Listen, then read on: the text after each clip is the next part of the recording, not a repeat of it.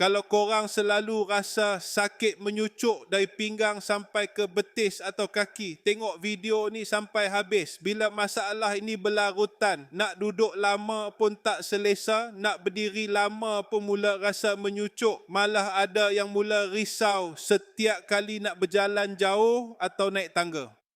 Sebab itu penting untuk memberi sokongan kepada fungsi saraf dan pergerakan harian. Dengan formulasi seketika, korang mungkin mula perasan pergerakan jadi lebih selesa. Lepas tu, rasa tidak selesa pada kaki mungkin semakin berkurang. Selain itu, duduk atau berdiri dalam tempoh yang lebih lama mungkin terasa lebih mudah.